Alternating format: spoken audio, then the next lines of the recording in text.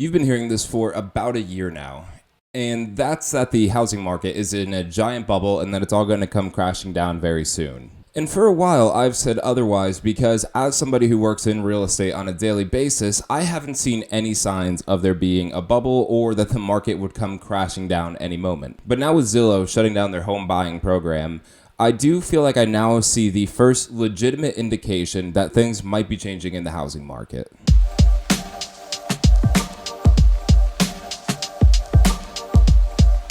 Hey everyone, thanks for joining me today. My name's Matt, and I don't have to give a disclosure today, so we'll just skip over that part.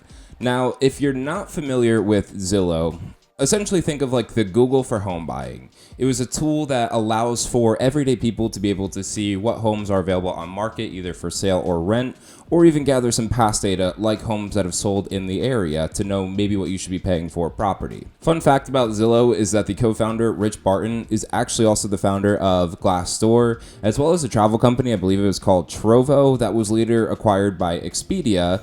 And at that point, Expedia's like senior vice president or something along those lines helped Rich Barton with purchasing or creating Zillow. So irrelevant to everything else I'm going to talk about, but just something I wanted to share with all of you. Now, over the years, Zillow has evolved a lot with how they've been able to generate revenue, but their home buying program has been by far the most lucrative for them. They had other services like a mortgage program, they have the Zillow Premier Agent, but none of them really did as well for Zillow as the home buying program, which makes a lot of sense. Now, before we get really deep into this conversation though, I do feel like it's worth just explaining that Zillow is not the only company buying homes the way that they were. They were essentially buying them through what we now know as an iBuyer, sometimes referred to as an instant buyer. And I worked really hard making this little video here to explain exactly what an iBuyer is and how Zillow is profiting off this, in case you're not familiar. If nothing shows up, then it's because I wasn't able to figure out how to load this little thing I made into the video, so apologies if that's the case. So you might be asking yourself, Matt, what is an iBuyer? Well, the best definition for an iBuyer that I can come up with is it's a company that works with a home seller and provides them with an instant cash offer. Well, so that's great. You receive this cash offer, but then what? Well, essentially what they do is they come in and they will renovate the home. And I feel like it's worth showing. I put renovate in parentheses because the renovation is really nothing more than, as we really call, putting lipstick on a pig. They'll just repaint the house, really just the interior, not even the exterior. And most times maybe they'll just like steam clean the carpet, maybe replace a few areas. But that's the extent of the rehab that they do. They're not replacing roofs or HVAC systems or, adding rooms or knocking down walls. It is as simple of a rehab as you could do to a property. Then they just simply will go ahead and list that property on the market for more than what they paid. So, for example, let's say Zillow buys your house from you for $250,000. They'll do about a $12,000 rehab for the property, and then they'll relist your property on the market for $300,000. Assuming it sells, Zillow will be able to walk away with a $38,000 profit from the sale alone. Now, I should mention that they do make money when they purchase the house as well, or usually they have a lot of fees tied to selling the properties with them. That's a whole different conversation, but at a high level, this is how they're able to generate revenue through this process. And this isn't necessarily much different from what a flipper will do, or, like all those flip HGTV shows that you see. It's a similar concept, but the big difference there is a lot of flippers that you hear, the people that renovate, do those full renovations on properties, is they're usually buying a property that is either in distress or they're able to buy it below market value because the property either has a lot of damage done to it, it doesn't have any love, maybe nobody's been there in a while, maybe there's some huge issue with the property. So they're able to purchase the property at a discount, usually rehab, and then they're able to sell it at the market value. Thing is, what Zillow does and what these other iBuyer programs like Open Door, I think Redfin even has a iBuyer program, OfferPad, basically they're buying these properties at the current market value already, and then they're trying to sell it at an above market value price. This is where a lot of people say that they are manipulating the market because they're selling it at such a high price. And in case you're not necessarily familiar with how exactly them selling at a higher price affects the market, essentially, when I look at properties for investors, I always take a look at what the homes are selling for in an area. And if there is a house, let's say the majority of them sold at, $300,000, but then there's one at $315,000. Well, that might tell me that the most we could pay in this area is upwards of $320,000. But then all of a sudden, another investor is looking at this and they now see I bought a house for $320,000, so that moves their buy box up to $325,000. So essentially, every time somebody purchases a home in a neighborhood at a higher price, it basically raises the standard price for that area. I hope I did a good job of explaining that. The problem is here, though, is when Zillow and these other iBuyers come through and they do this to the areas, they tend to very dramatically raise the price of that neighborhood by, sometimes over $50,000 from what it should be. A lot of real estate agents, when they list a property, they might try to go $10,000 over, what everything else is selling for. But when somebody starts coming in and is, pricing these homes $50,000, $60,000, $70,000 above what they really should be, then that is what kind of created this huge inflation in the housing market, because people were actually purchasing them at that price because there was an inventory shortage. And really, they were left with no other option. If they wanted that house, they had to pay the price that Zillow, OfferPad, and Open Door were asking.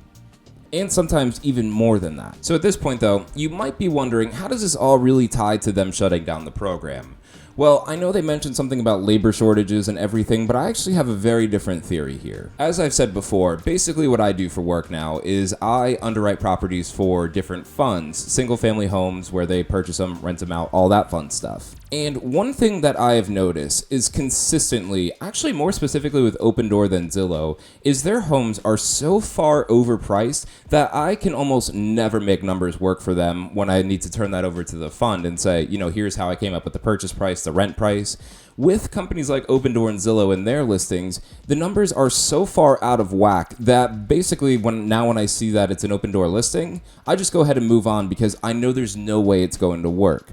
And actually, in the past few weeks, as we get closer to the holiday season, we start to see the real estate market slow down because it's not summertime, people are busy, they're not really interested in selling their home and everything. So historically speaking, this is a very slow time of year for real estate. So with that information, what I always like to do is look at houses that are sitting on market for more than 20, 30 days or so, because in this market, things sell within 5 days usually. So 20, 30 days is a long time right now for houses to be sitting on market.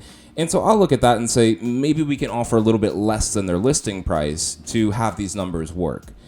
And I'll say, I went through a list of about 100 properties the other day that were sitting on market for more than 30 days.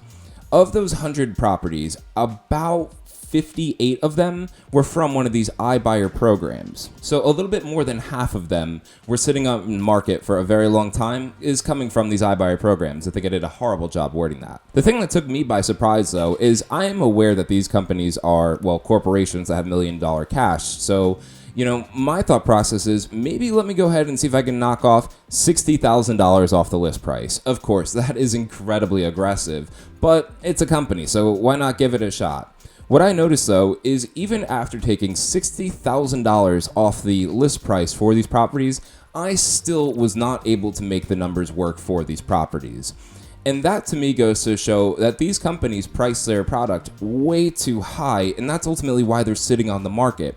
Because if, house A and B are right next to each other, one's listed at $330,000, the other's listed at $380,000, and essentially it's the same property, same street, same neighborhood, why would you not go ahead and maybe offer $350,000 on the one that's priced lower than trying to get into a bidding war at a property that's already overpriced? Again, I hope I worded that correctly. So the problem that I'm seeing with Zillow right now doesn't necessarily have to do with their labor shortages, because ultimately, those are a go-and-show property. It's not like there's somebody sitting in those houses waiting all day for them to open the door and let you in so you could see the property. Agents and I think even non-agents are just able to receive a code to get into the house and see it at any time they want. What I'm seeing the problem is, though, is I think Zillow actually has too much inventory on their hands that is sitting for too long. And the reason why that creates a problem is because while they're holding on to these properties, since they do have full ownership of them, they are going to have to be paying taxes on these properties. They're going to have utility payments for these properties. I'm sure there's an insurance cost associated with it. And when you have thousands of properties, that adds up really quickly. And if the homes just simply aren't moving, then that's going to burn through your cash very quickly. So my theory really has nothing to do with the labor shortages. I think that's a problem in many other industries, but I don't necessarily think that's Zillow's reason. I think that's just an easy out for them at this point in time. I do believe the problem is that their properties are priced too high, or they paid too much for them, and now unfortunately they're not able to sell them because they're still asking too much. Now this brings us to the big question though of, is this actually going to go ahead and create a bubble for us? And my answer is not really. And that's because I just don't think bubble is necessarily the right word to be using here. I don't think this is going to cause some huge market crash where houses are going to drop, $75,000, $80,000 in price overnight, and it's going to be a disaster. People are going to go bankrupt because they're upside down on their loan. I don't necessarily see that being a case, but I do believe there's going to be a pullback in the housing prices because people are now going to be purchasing these homes from these iBuyers below their list price, which is going to bring down the market value of that neighborhood. So I hate to be the bearer of bad news if you really are hoping for a market crash. I just don't necessarily think that this is going to be the time for it, but I would say maybe you can anticipate a little bit of a pullback in the housing prices, which with that information is something maybe you should use towards your advantage, because if housing does get a little bit cheaper, you might be better off if you're looking for a house, waiting a little bit, not overpaying, and seeing if a better opportunity comes around.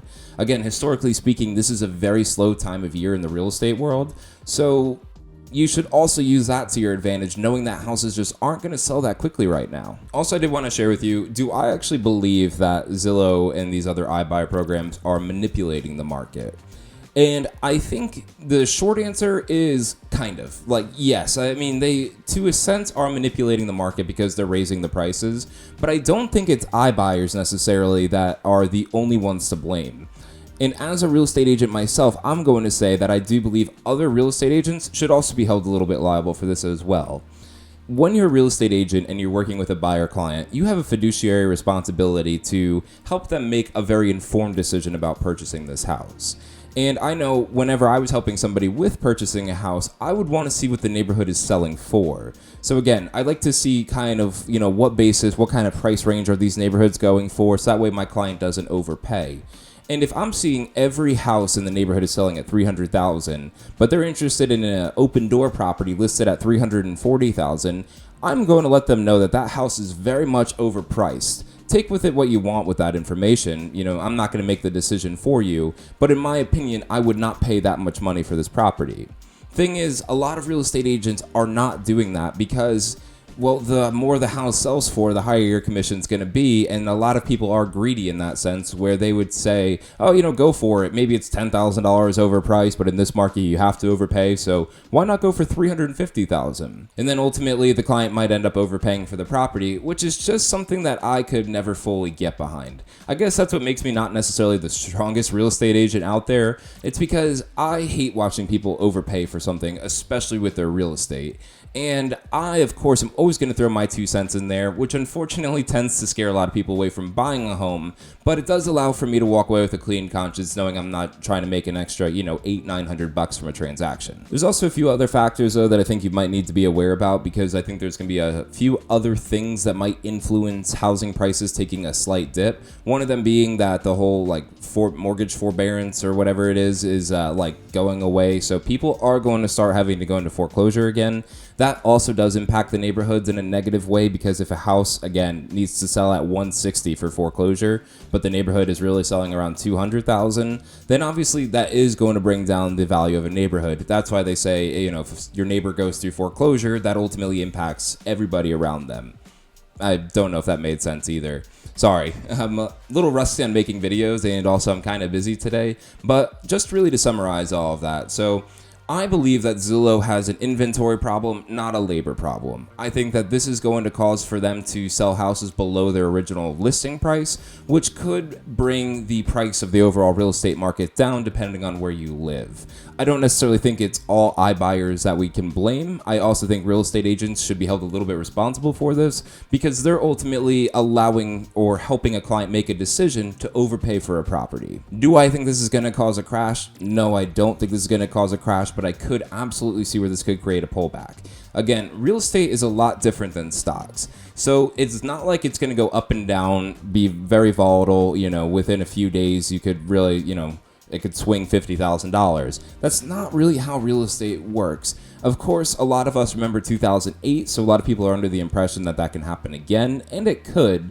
But the odds of that happening are a lot slimmer than, it would be in like a stock portfolio. So those are my thoughts there. I hope that you enjoyed this video. I didn't say this, but if you did, if you don't mind hitting the like button for me, I really wish I could make videos more often, but I just can kind of make them as my work schedule allows. If you haven't subscribed already too, hi, I'm Matt, so if you don't mind subscribing, I would greatly appreciate it.